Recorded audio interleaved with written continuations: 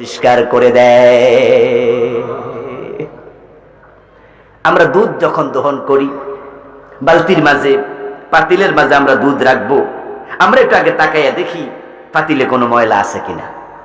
এই জন্য দেখবেন যারা দুধ দহন করে অনেক সময় রাতের বেলা ধুইয়া পাতিলটা উল্টাইয়া রাখে। আর যদি উল্টাইতে ভুলে যায় তাহলে সকালবেলা আঙ্গুল দিয়ে একটা টান মাইরা দেখে কোনো ধুলাবালি হলো কিনা। কারণটা কি? কারণ সে জানে দুধ ভালো জিনিস, কিন্তু ময়লার কারণে নষ্ট হয়ে যাবে। ও প্রিয় ভাই, যে তাকওয়া রোজার মাধ্যমে আপনার কলবে ঢুকবে, ওই কলবটা ময়লা পরিষ্কার করা দরকার আছে না নাই?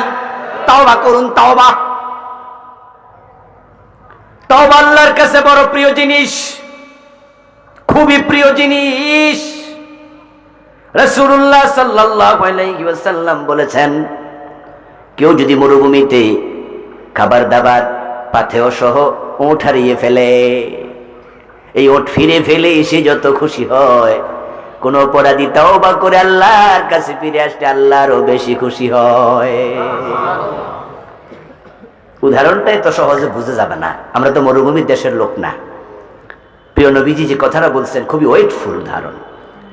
মরুভূমির পথে শত শত মাইল দূরে যাবেন, বাড়ি নাই, ঘর নাই, মানুষ নাই, লোকজন নাই, পানি নাই, মরুদ্যান নাই, কিচ্ছু নাই। এমন জায়গা মরুভূমিতে আছে, পাহাড় আর পাহাড়, শত শত মাইল। আপনি হেঁটে যাচ্ছেন উটে চড়ে। এক পর্যায়ে ক্লান্ত দেহ নিয়ে ওটটাকে কোনো পাথর দিয়া বেঁধে রশি দিয়া আপনি ঘুমিয়ে পড়লেন। উটের পিঠে পানি, উটের পিঠে খাবার। ঘুম থেকে উঠে দেখেন উটটা রশি ছিঁড়ে চলে গেল। রাসূল বলেন, সে নিশ্চিত নিজের চোখে তার মৃত্যুকে দেখতে পাবে, কারণ কোথাও যাওয়ার জায়গা নাই, কোনো সহযোগীও নাই। হবে কি? তখন সে এই পাহাড়ে ওঠে, ওই পাহাড়ে ওঠে, উট খুঁজে পাবে কিনা। এক পর্যায়ে দেখে উটের খবর নাই। প্রিয় নবী বলছেন, যে জায়গায় উট বেঁধেছিল আবার ফিরে এসে সেখানে সে এলিয়ে পড়ল, ঘুমাই গেল। তার চোখ আবার বন্ধ হয়ে গেল। হঠাৎ করে চোখ মেলে দেখে তার হারানো উট খাবার পানীয় নিয়া তার পাশে এসে দাঁড়ায় আছে। এই উট পাইয়া সে যত খুশি হবে, গুনাহগার তাওবা করে আল্লাহর কাছে আসলে আল্লাহ বেশি খুশি হয়। এখন তাওবা কেমনে করবেন? আমাদের দেশে তো লোকেরা মনে করে মরার আগে তাওবা হবে। এই জন্য বাবা মা যখন বুড়া হইয়া যায়, মরতে থাকে, তখন এবার কয়, যাও যাও যাও, হুজুর ডাকো, হুজুর ডাকো, তাওবা পড়াবে। আবার অনেকে মাহফিলে বিভিন্ন পীর সাহেবদেরকে আমরা দেখি, তারা মুরিদকে তাওবা পড়ায়।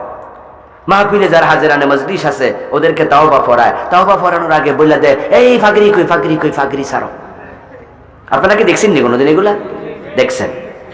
পাগড়ি নিয়ে আসে, লম্বা পাগড়ি, 30 হাত 40 হাত লম্বা। এবার মাঝখান দিয়ে একটা সারে, এদিকে একটা সারে, ওইদিকে একটা সারে, আর সবাই কইছে পাগড়ি ধরেন, পাগড়ি ধরেন। কোথায় যে এগুলো পাইলো তার আল্লাহ জানে। তাওবা করার জন্য কোনো ফির দরকার নেই, পাগড়ির প্রয়োজন নাই। আপনি তাওবা করার জন্য প্রয়োজন হলো 4টা জিনিস। 4 জিনিস যার কাছে আছে তার তাওবা মাকবুল। 1 নাম্বার হলো আত-তাওবাতু ওয়ান নাদামা। ইবনে মাসউদ বলেছেন, রাসূলের সাহাবী রাদিয়াল্লাহু তাআলা আনহু, তাওবা করার জন্য প্রথম শর্ত হলো তুমি যে অপরাধ করেছো এজন্য আল্লাহর কাছে লজ্জিত হও। 1 নাম্বার শর্ত, আপনি লজ্জিত হবেন। আপনি আল্লাহরে বুঝাবেন যে আল্লাহ, এই কাজটা যে আমি করছি, এই কাজটা করা আমার মোটেও ঠিক হয় নাই। যেমন আমরা কারোর সাথে যদি কোনো অন্যায় আচরণ করে ফেলি, আমরা একটু শর্মিন্দা হই না? আমরা একটু কেমন জানি একটু করি, ভাই ভাই ভাই সরি ভাই। 1 নাম্বার হলো লজ্জিত হবেন। 2 নাম্বার হলো এতেরাফ। আপনি আপনার পাপের স্বীকৃতি দেবেন। আপনি বলবেন যে আমি জালেম, আমি এটা করেছি, আল্লাহ আমি জালেম। তাকায় দেখেন আদমের দিকে, তাকায় দেখেন নবী ইউনূসের দিকে, 2 জন কেমনে তাওবা করছে। আদম আলাইহিস সালাম যা বললেন, আল্লাহর শিখানো দোয়া, রব্বানা যালামনা আনফুসানা, আল্লাহ নফসের উপর জুলুম করে ফেলেছি।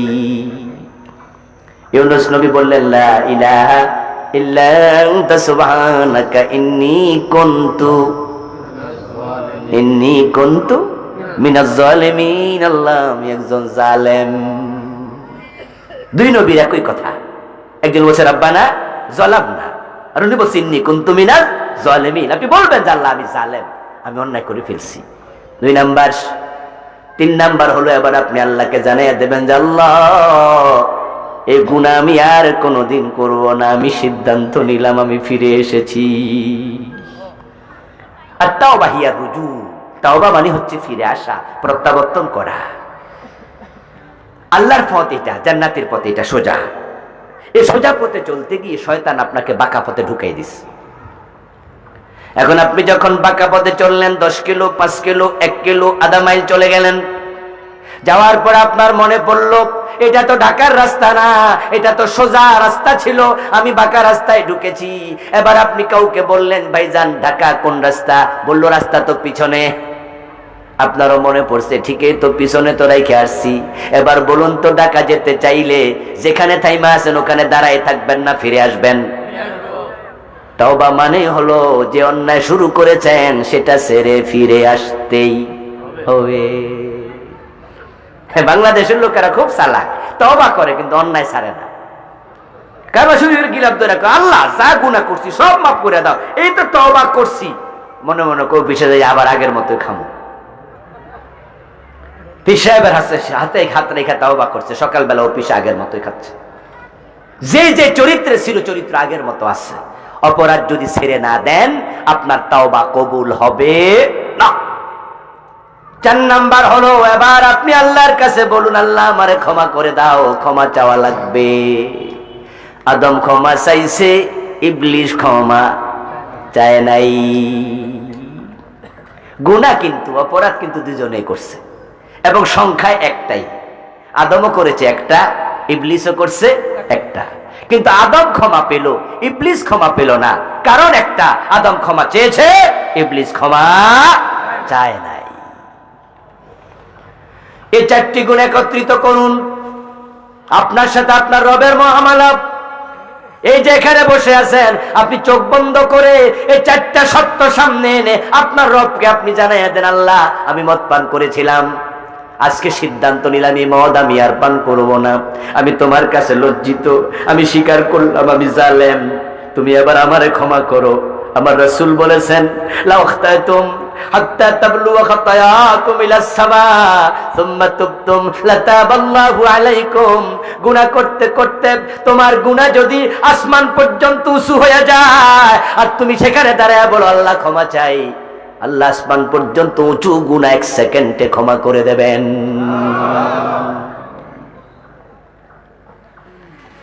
এটা যে সম্ভব, আজকের মোবাইলে এগুলো আমরা শিখছি কিছু।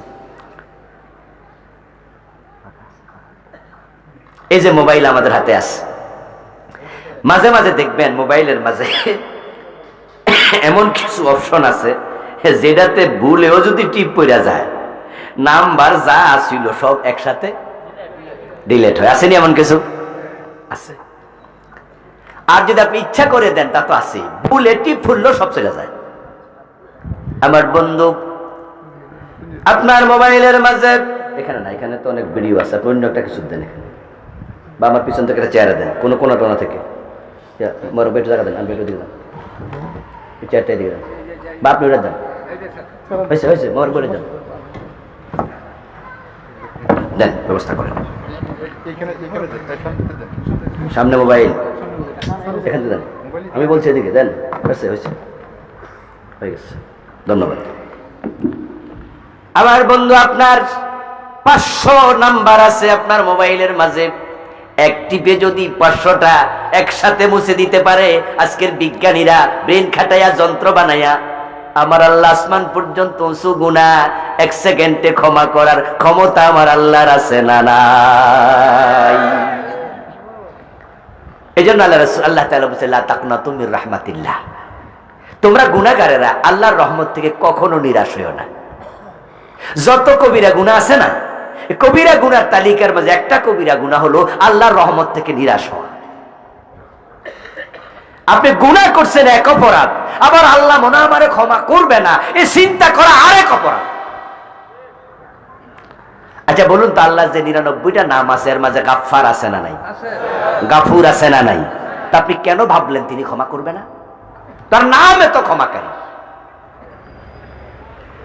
বরং আল্লাহর ক্ষমা, আল্লাহর উদারতা এত বেশি, প্রিয় নবীজি বলছেন, বনি ইসরাইলের এক ব্যক্তি অনেক বড় অপরাধী ছিল।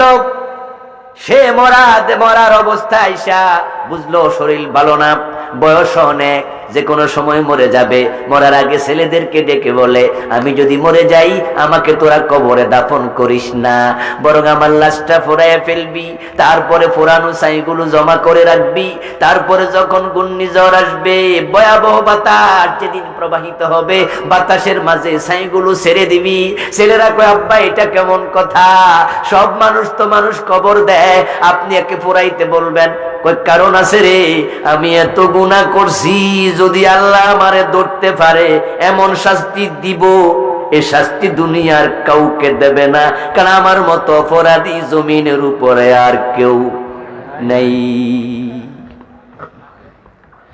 তার ছেলেরা তার মৃত্যুর উপরে ঠিক তাই করলো, লাশ পড়াইলো, ছাইগুলো জমা করে রাখলো। তারপরে যখন বাতাস আসছে, প্রচন্ড বাতাসের দিন, বাতাসের মাঝে ছেড়ে দিল।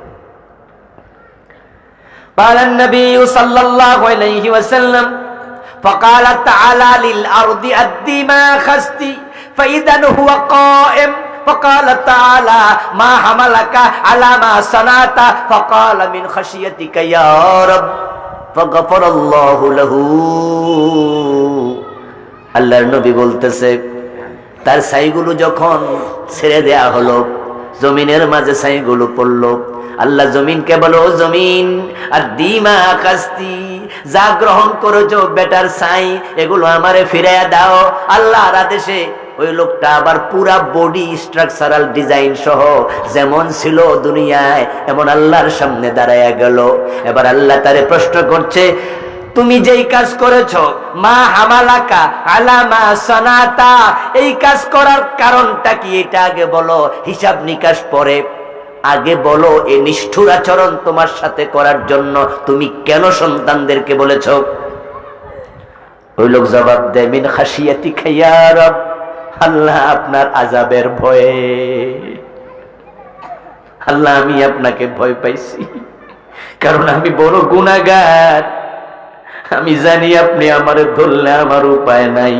অতটুকু বলার সাথে সাথে রাসূল বলেন, আল্লাহ কই, যে আমার এত ভয় পায় তারে আমি আযাব দেই না, যা তোর সব গুনাহ মাফ করে দিয়েছি।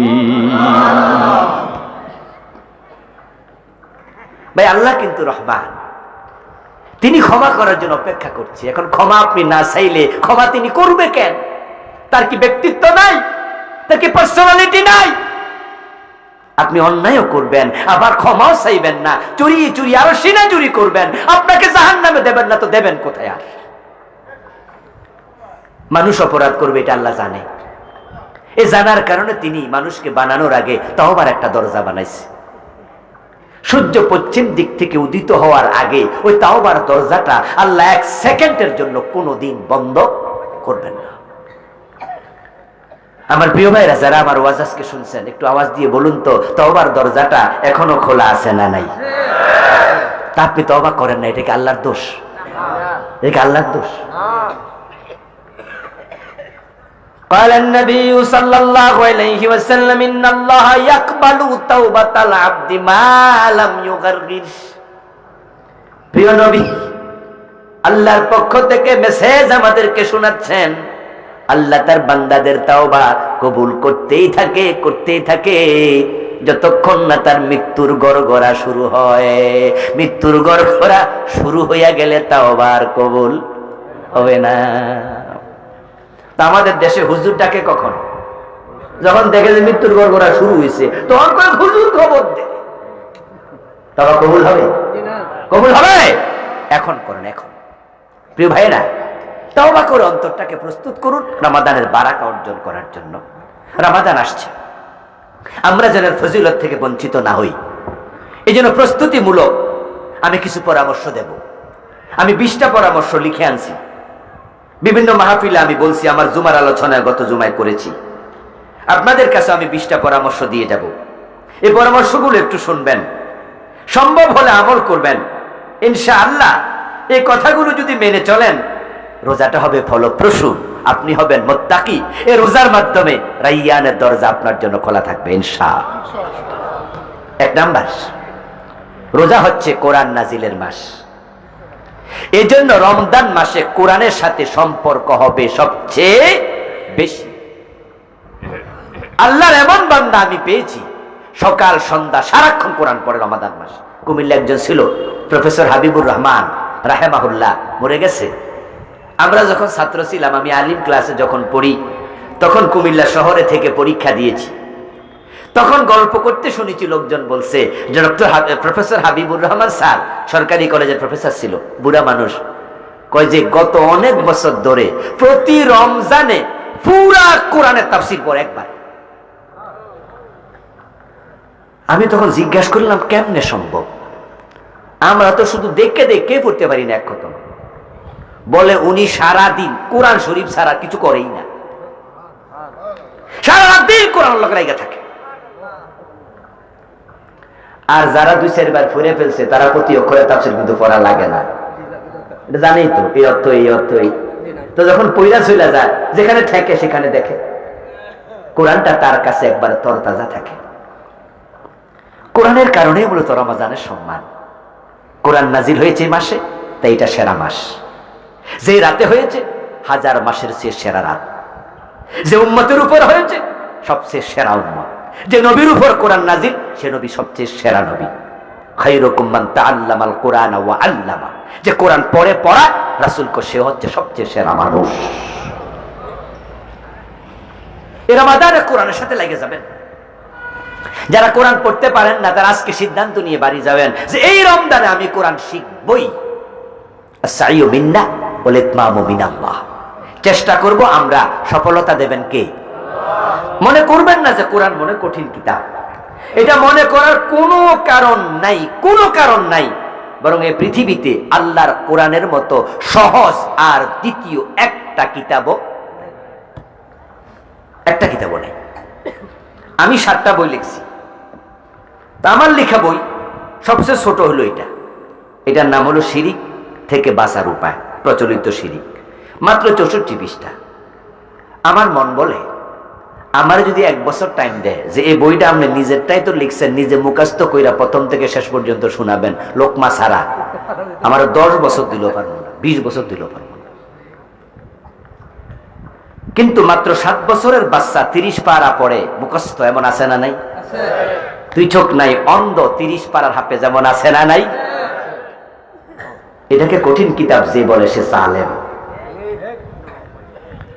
ওয়ালাকাদ ইয়াসসারনাল কুরআনা লিযিকর ফাহাল মিন মুদ্দাকির। আল্লাহ তাআলা 3 বার পর পর একই সূরাতে বলছেন অবশ্যই কোরআন শেখার জন্য, বুঝার জন্য, পড়ার জন্য, মানার জন্য আমি আল্লাহ সহজ করে দিয়েছি। আমার দোস্ত, কোরআন আপনি পড়বেন, কোরআন আপনি শিখবেন। কোরআন যারা পারে না, কোরআন যারা ছেড়ে দিয়েছে, হাসরের ময়দানে প্রিয় নবী তাদের বিরুদ্ধে আল্লাহর দরবারে মামলা দেবে। ওয়াকালার রাসূল ইয়া রাব্বি ইন্না কওমি ইত্তাখাযু হাযাল কুরআনা মাহজুরা। রাসূল বলবে, আল্লাহ আমার এই জাতি, আমার এই উম্মত এই কোরআন সে ছেড়েছে। 52টা বছর রাষ্ট্র চালায়, এই বাংলাদেশ চালাচ্ছে 52টা বছর। প্রাইমারিতে অঙ্ক আছে, ইংরেজি আছে, বাংলা আছে, কিন্তু কাদাড়া নাই, আমপারা নাই। তারা চাইলে কি ঢুকাইতে পারতো না? পারতো। ক্লাস 1 এর মাঝে সরু সরে ABC শিখে ফেলে আমাদের বাচ্চারা। ক্লাস 2 তে উঠলে আমরা দেখি তারা শব্দ বানাইতে পারে। ক্লাস 3 তে উঠলে বাংলা রিডিং পড়তে পারে, ABCD এগুলো শিখে ফেলে 1 এ। 2 তে উঠলে ওয়ার্ড বানাতে পারে, 3 তে উঠলে সেন্টেন্স পড়তে পারে। যদি কায়দাটা কোরআন শরীফটা তুমি ঢুকায় দিতা 1 ক্লাসে কায়দা, ক্লাস 2 তে আমপারা, আমাদের বাচ্চারা 4, 5 পাস করার আগে ঘরে ঘরে সবাই কোরআন পড়তে পারতো, কেউ ঠেকে থাকতো না, কেউ ঠেকে থাকতো না, সবাই পারতো। আর এসএসসিতে 200 নাম্বার বাংলা, 200 নাম্বার ইংরেজি, উচ্চতর গণিত, জেনারেল ম্যাথ, 200 অঙ্ক, ফিজিক্স, কেমিস্ট্রি, বায়োলজি, 300 বিজ্ঞান, কম্পিউটার সায়েন্স, গাস্ত বিজ্ঞান, আরো কত সবকিছু শিখলা, আল্লাহর কোরআন কয়শো নাম্বার? 1 নাম্বার। রাসূলের হাদিস নাই। অথচ 52 বছর দেশ যারা চালাচ্ছে, যারা অঙ্ক পড়ুন টিচারকে বেতন দেয়, ইংরেজি শিক্ষককে বেতন দেয়, বেতনের টাকা কি সরকারের বাবার ঘর থেকে দেয়? টাকাটা কার? টাকাটা কার? আমাদের টাকা, জনগণের টাকা। আমরা 92% মুসলমান, আমাদের করের টাকা, আমাদের ভেটের টাকা সরকার বেতন দেয়। ইংরেজি ওয়ালারে, বাংলা ওয়ালারে, একজন কোরআন পড়ার আলেমের বেতন দেয় আর কি অভাব আছে? তাদের মানসিকতা অভাব, মানসিকতা নাই। রাসূল মামলা দেবে, আল্লাহ আমি কোরআন রেখে গেছিলাম, তারা ছেড়েছে। আমার বন্ধু বাবা, আপনাকে বলছি, আপনার 4 সন্তান 5 সন্তান, একটারও কোরআন শিখান নাই। ডাক্তার বানাইছে, ইঞ্জিনিয়ার বানাইছে, প্রফেসর বানাইছে, কিন্তু কোরআন পারে না, ওযুর ফরজ পারে না, আর কান হাকাম 13টা ফরজ জানে না। বাবার জানাজার নামাজে হাজির হয়, হুজুর রে বলে নিয়ম বলেন, এর মানে জানাজার নামাজও। আমাদের দেখবেন কিছুদিন পর পর কিছু ভিআইপি মানুষ মারা যায়, যাদের দাফন হবে গুলশানের কবরস্থানে। ওখানে দেখবেন যে তাদেরকে বিভিন্ন জায়গায় ভিআইপি তে জানাজা হয়, সেখানে সামনের কাতারে যারা দাঁড়ায়, টেলিভিশনের খবরে দেখবেন নামাজে এমনে খাড়ায়, এমনে খাড়ায়, এমনে থায়। আবার কেউ কেউ জানাজার নামাজে খাড়ায় এমনে চায়। ভিডিওতে আমি দেখলাম, মানে হে নামাজে যে যারা কেমনে নামাজ পড়ে এইটাই বোঝে না।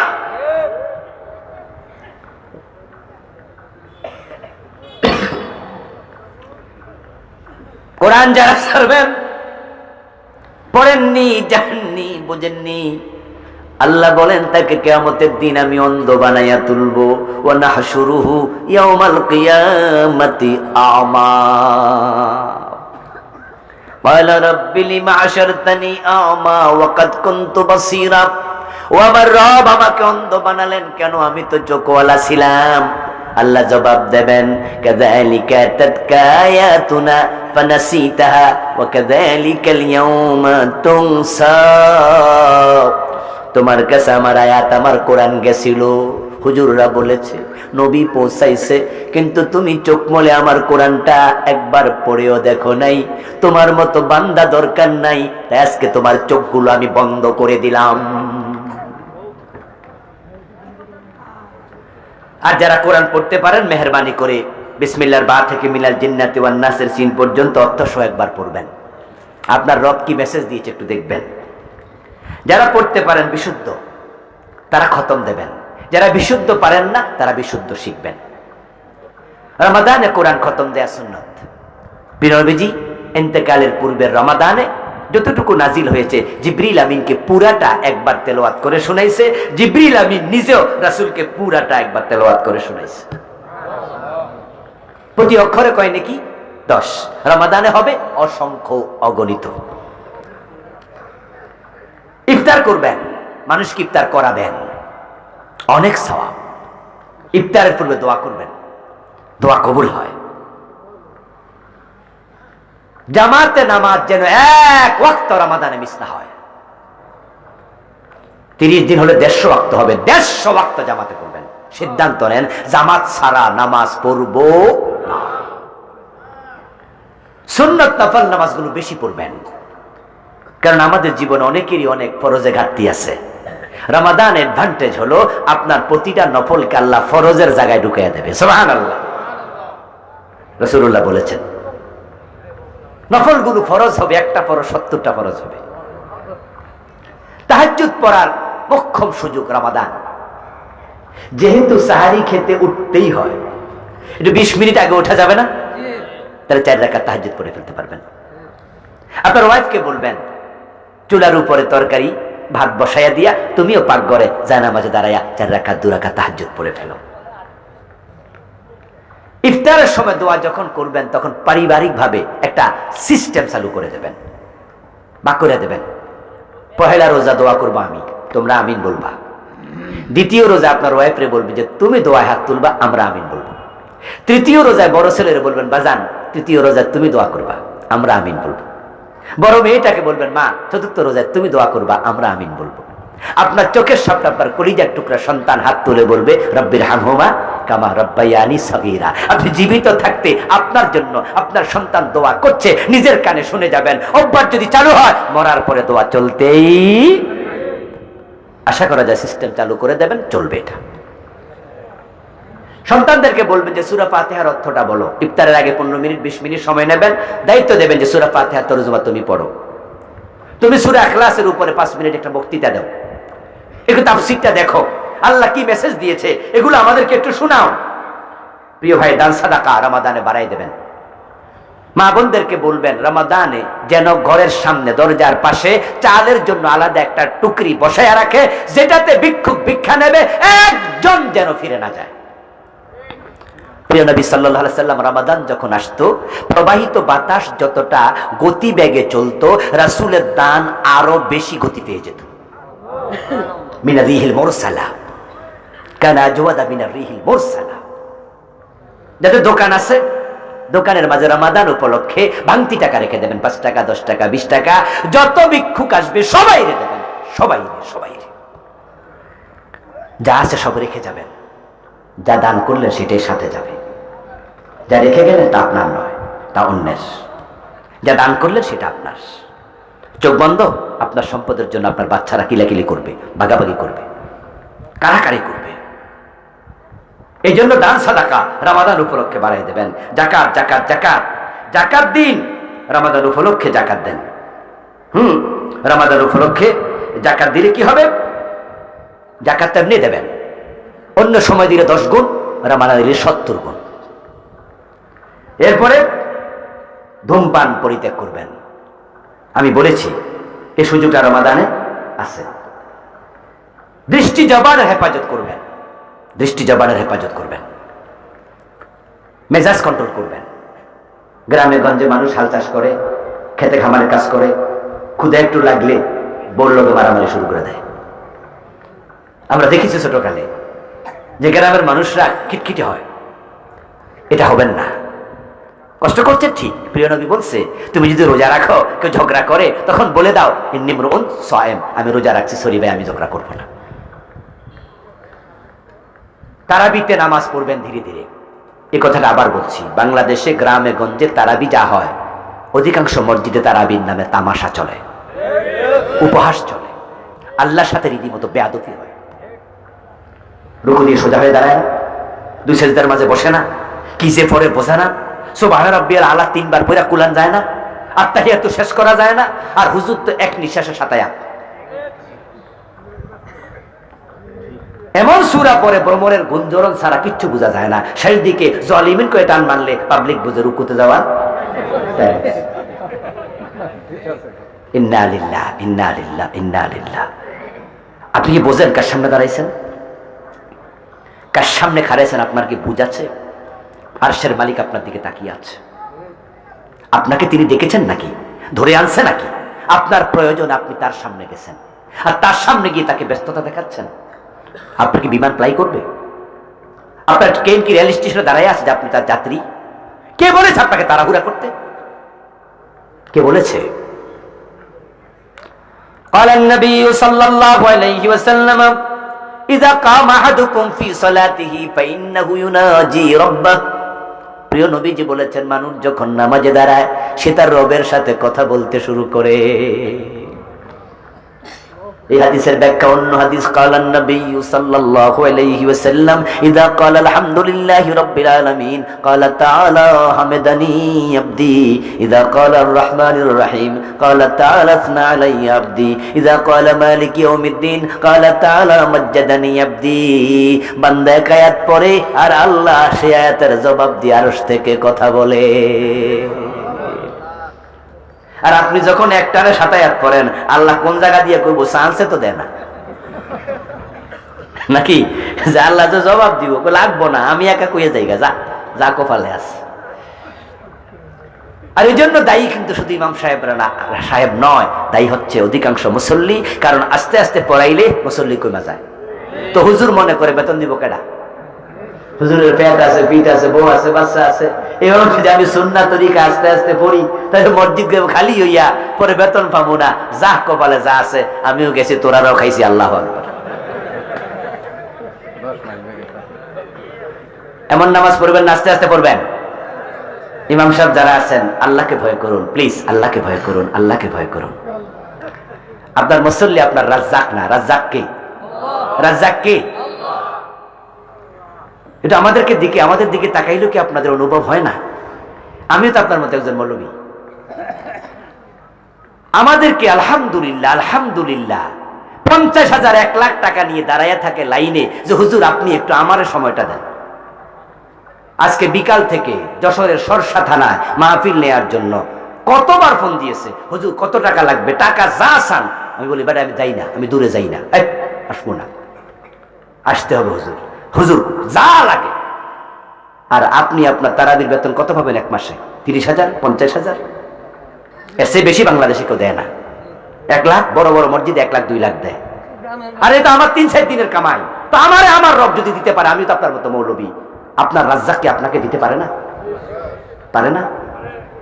তা আপনি কেন পাবলিকে কিছু টাকার লাইগা আল্লাহ নামাজ নষ্ট করতেছেন? কেন নামাজ নষ্ট করছেন? ওমান ইয়াতাওয়াক্কাল আলাল্লাহ ফাহুয়া হাসবু, ফাহুয়া হাসবু, ফাহুয়া হাসবু। আর আপনাদের বলছি, আপনারা হুজুরদেরকে বলবেন যে হুজুর প্লিজ আরেকটু আস্তে আস্তে পড়েন। এটা না কইয়া কি কই জানেননি? হুজুর যখন 20 রাকাত 22 মিনিটে শেষ করছে, কি খুশি সভাপতি সাহেব। হুজুর এতদিন আপনার মতো একজন হুজুর পাইছি। আগে হুজুরটা আলসি আসছিল, হুজুর কালকে দেখি 18 মিনিটে পারেননি। হুজুরকে উৎসাহ দেয় আরো কমায় আছে। হুজুর তো 5G গতিতে চালায়। আস্তাগফিরুল্লাহ আস্তাগফিরুল্লাহ। এই নামাজ পড়বেন না, এটা পড়বেন না, ভালো নামাজ পড়বেন। আর আপনারা যাদের পয়সা আছে, প্রতি সমাজে পয়সাওয়ালা 2-4 জন মানুষ তো থাকেই। আপনারা যারা আছেন, আপনারা হুজুরকে বিনয়ের সাথে বলবেন যে হুজুর পাবলিক কমে যাক, মুসল্লি না থাকুক, আমরা তো আছি, আপনার কি লাগবে আমরা দেখবো ইনশাআল্লাহ। 5 জন মিলে বলে দেবেন হুজুর আমরা 5 জন 2,000 করে 10,000 টাকা দিয়ে দেবো, কমে যাক মুসল্লি, আমরা আছি, আরো লাগলে আরো দেবো। 1 রমাদান ঠিক করে দেন, দেখবেন সিস্টেম চালু হয়ে যাবে। আপনার 2,000 টাকা আপনি কোটিপতি হতে পারবেন না, দিলে বড় লসে পড়বেন না, কিন্তু আপনি একটা সুন্নাহ চালু করে দিলেন। ইতিকাফ যারা করেননি, এই রমাদানে ইতিকাফ করবেন। প্রিয় নবী কোনোদিন ইতিকাফ ছাড়েনি, আর আপনি কোনোদিন করেননি। মিল নাও মিল, মিল নাও মিল। কেন করেননি? কেন কেন করেননি? যেটা প্রিয় নবী ছাড়েননি কোনোদিন। ব্যস্ত, চাকরি বাকরি ব্যবসা বাণিজ্য, দোস্ত চোখ বন্ধ হলে সব থাকবে, তুমি ছাড়া সব চলে। বিভিন্ন প্রতিষ্ঠানের প্রিন্সিপালরা আমি দেখি আর কি, পরিচিত অনেকে আছে তো, প্রিন্সিপালের চেয়ার পাইয়া মনে মনে ভাবে আমি মাদ্রাসা থাকলে মাদ্রাসা চলবেই না, তাই সবটা নিজের সম্পদ মনে করে। যারা কলেজের প্রিন্সিপাল হয়, মাদ্রাসার প্রিন্সিপাল হয়, বস হয়, তারা মনে করে আমি না থাকলে কিচ্ছু হবে না। তুমি যখন চাকরি শেষ হয়ে যায় তখন কি মাদ্রাসা কি বাতাসে উড়া যায় না পানিতে বাইসা যায়? গরিবদের সাথে ভালো ব্যবহার করে না, মনে করে আমার সম্পদ। আপনার বাড়ি, আপনার গাড়ি, আপনার ইন্ডাস্ট্রি সব আপনাকে ছাড়াই চলবে। আপনি কি দেখেননি সমাজে বড় কোটিপতি মরে যায়, তার প্রতিষ্ঠান কি ভাইসা যায় নাকি? তো কাদের জন্য আপনি ইতিকাফ করলেন না, যেটা রাসূল কোনোদিন ছাড়লো না? ইতিকাফ যারা করে তাদের কদর নিশ্চিত হয়ে যায়, কারণ 10 দিনের ভিতরে লাইলাতুল কদর আছে। আর আমরা যারা শুধু 27 তারিখে যাই, যদি 27 তারিখে না হয় তাহলে কিন্তু ডিম্ব অশ্বডিম্ব। এই জন্য কিন্তু 27 তারিখে লাইলাতুল কদর মনে করা যাবে না, শেষ দশকের যে কোনো বেজর রাত্রি কদর হতে পারে। পয়সা যাদের আছে ওমরা চলে যান। আল উমরাতু ফি রমাদান তা'দিলু হাজ্জা। প্রিয় নবী বলেছেন রমাদানে উমরা করবা, হজের পরিমাণ সওয়াব আল্লাহ দিয়ে দেবে। সহিহ হাদিস, মুসলিমের হাদিস। আর ইবাদতের মজা চান, মক্কায় শেষ দশক কাটান। শেষ দশক মক্কায় কাটাবেন, দেখবেন যে মজা কাকে বলে। কাবাতে 20 রাকাত তারাবি আমি পড়েছি, গতবার যদিও 10 রাকাত পড়েছি, এবারও গতকালকে না পরশু সার্কুলার হয়েছে 10 রাকাত হবে। করোনার পর থেকে কমে গেছে। আগে 20 রাকাত মসজিদে হারাম, মসজিদে নববীতে ছিল। 2 ঘন্টা 2.5 ঘন্টা তিলাওয়াত, মনে হতো যেন আরো লম্বা হোক, আরো লম্বা হোক। পয়সা যাদের আছে চলে যাবেন উমরা করতে। প্রিয় ভাইয়েরা, ইসলামী সাহিত্য পড়ুন। যাদের হোটেল আছে, রেস্তোরাঁ আছে, রমাদানে বেরোজদারির জন্য রান্না করবেন না। যে বেরোজদারি ওর কেন খাওয়াবেন আপনি, কিন্তু কি দেখবেন ফাঁকন দিয়া রোজার দিন দেখবেন যে হোটেলগুলোতে পর্দা টানিয়ে দিছে, বউ পর্দা করে না, মাইয়াও পর্দা করে না, দোকানরে পর্দা করায়। বউ বেপর্দা, মাইয়াও বেপর্দা, দোকান হলো পর্দা। আর এর ভিতরে যারা ঢুকা খায় অধিকাংশ চোর, ডাকাত, বাটপার, সিটার। আর আপনি সমস্ত লোকের জন্য রান্না করে খাওয়াচ্ছেন, আশ্চর্য মানুষ তো আপনি। ওয়ালা তাআওয়ানু আলাল ইসমি ওয়াল উদওয়ান। বলতে পারো হুজুর অসুস্থ লোকেরা আছে, পথিকরা আছে, মুসাফিররা আছে, হুজুর তার জন্য পাকাইছি। আমি বলবো এত দরদ কেন? তার জন্য পাউরুটি আছে না, কলা আছে না, সিরা আছে না, মুড়ি আছে না, তুমি ভাত পাকাইতে হবে কেন? হুজুর আমি গরিব মানুষ, দিনের বেলা বিক্রি না করলে সংসার চলবে কেমনে? আমি বলবো দোস্ত, ইফতারের আইটেম বিক্রি করো, আল্লাহ চাইলে দিনে যা বিক্রি করেছো ওখানে বরকত দিয়ে তার ডাবল দিতে পারে। আল্লাহ তাআলা আমাদের সকলকে যে কথাগুলো বললাম আমল করার তৌফিক দান করুন, বলি আমিন। হাযা মা ইনদি ওয়াল ইলমু ইনদাল্লাহ আলাইহি তাওয়াক্কালতু ওয়া ইলাইহি উনীব। আমার প্রিয় ভাইয়েরা, স্টেজে আমার লেখা 7টা বই আছে।